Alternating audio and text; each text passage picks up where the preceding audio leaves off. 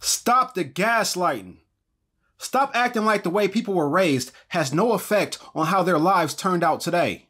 Like these mental health issues, these mental hurdles appeared overnight. Like the reason a lot of people can't maintain healthy relationships today doesn't stem from what they saw as children, or better yet, how they interpreted what they saw as children. Like their lack of financial success doesn't stem from the lack of knowledge about money, and like that doesn't come from the lack of money in the household. We really need to understand that the way a lot of us was raised was not conducive to us being successful in many areas of life. A lot of us were raised in unhealthy environments and dealt with situations that children should never have to deal with. But it's hard to acknowledge that because then we have to face the uncomfortable truth that our parents aren't who they said they were.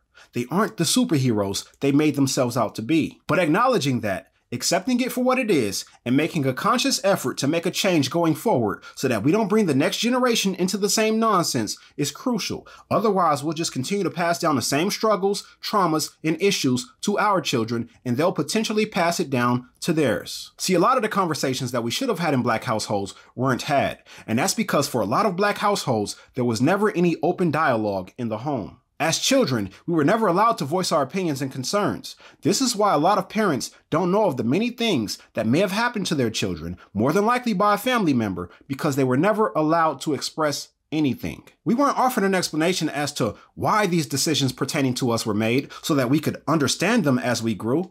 It was just because I said so. We weren't allowed to speak unless spoken to.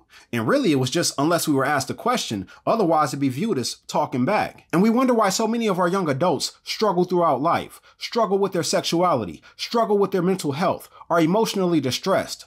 This is why. But see, Anna, I don't blame you or anyone who thinks like you for feeling that way. Because I know your parents gaslit you into believing that the way you were raised was healthy also, and that the conditions you grew up in was them doing all they could do for you. Then further gaslit you into believing that you owe them for that.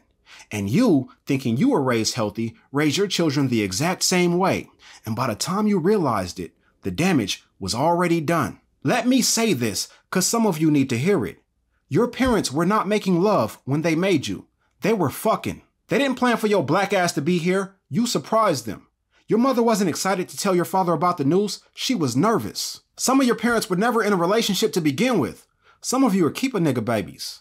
Some of you were conceived to make another woman jealous. Some of you are the seed of a John. To sum up what I'm saying here, some of you were not a little bundle of joy. You were a big bundle of burden. That's why your parents only had that one way of teaching you lessons. Yeah, some of you got that Kendrick. What's that Kendrick? I beat your ass. Keep talking back. I beat your ass. Who brought you that? You stole it. I beat your ass if you say that game is broken. I beat your ass if you jump on this couch. I beat your ass if you walk in this house with tears in your eyes, running from poo-poo and Prentice. Go back outside. I beat your ass, little nigga. Many of you were gaslit into believing that the way that you got your ass whooped as a child was because your parents loved you. Ain't enough love in this world to make me raise a switch to my child. Ain't enough love in this world to make me beat my child with an extension cord, hit my child with a broomstick, kick their head into the curb. I watched my homegirl when she was 14 get her head stomped into the curb by her dad because she was being disobedient, didn't come into the house when he said to. Nothing about that says I love you. That says I can't stand your black ass. I could never treat my flesh and blood like that. Those features came from me. Do you know how much shit my kids did and do that made me laugh? Because I knew that those were my genes in them that were displaying that. But while I'm laughing, y'all threatening and swinging for the same infraction. That homework better be finished. I beat your ass. Your teacher better not be bitching about you in class. That pizza better not be wasted. You eat it all. That TV better not be loud if you got it on. Them Jordans better not be dirty when I just bought them. Better not hear about you humping on Keisha's daughter. Better not hear you got caught up. I beat your ass. You better not run to your father. I beat your ass. Some of you got your ass beat because you look too much like your father. And that disdain and hatred that was developed for him, it was passed down to you. And a lot of you think you stayed out of trouble because you got your ass whooped when you grew up. I can assure you that every person I know that went to prison got their ass whooped. Every single one. But like I said in a previous video, the difference is how often you got your ass whooped and what it was about. See, some people like myself only got their ass whooped when a situation called for it to teach a valuable lesson. Others got their ass whooped for every little thing because every little thing was a reminder of that decision that their parents wished they could take back. They didn't want to reach you. They wanted to punish you.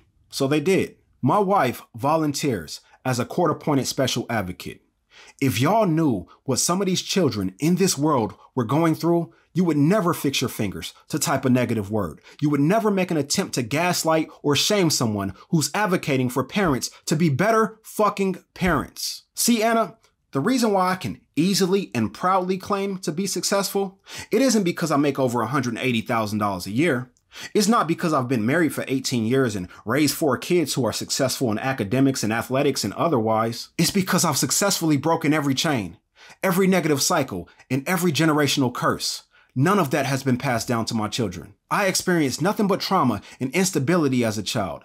My kids haven't experienced any. They grew up in a house with both parents who were either married or engaged for the entirety of their lives.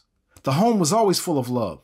They could always get help with their homework. They never came home to their water or power cut off. They were never used as childcare. They were never pushed out to go and get a job to contribute to the house financially. They were actually encouraged to participate in activities or just enjoy being a teen. Don't rush into your adulthood. When they did go get jobs, 100% of their income was theirs to spend however they wanted to. They have always been fully supported on their decisions. My daughter doesn't have student loans. I pay her tuition. When she expressed a desire to go to college, we didn't ask her how she was going to pay for it or encourage her to stay in state to make it cheaper. We told her, go wherever you want to. We will figure it out. We took her on campus tours. We paid for her to go on college tours with her high school. We drove her halfway across this country to Louisiana so that she could attend the HBCU of her choice. I would have to do a separate video just to run down how different, how stable, how encouraging, how healthy the environment my children were raised in was compared to mine. It's night and day. That's why I'm successful. See, the pinnacle of success for me isn't going to be a big mansion. It's not going to be some foreign car out front. Let me show you what the pinnacle of success is going to look like for me.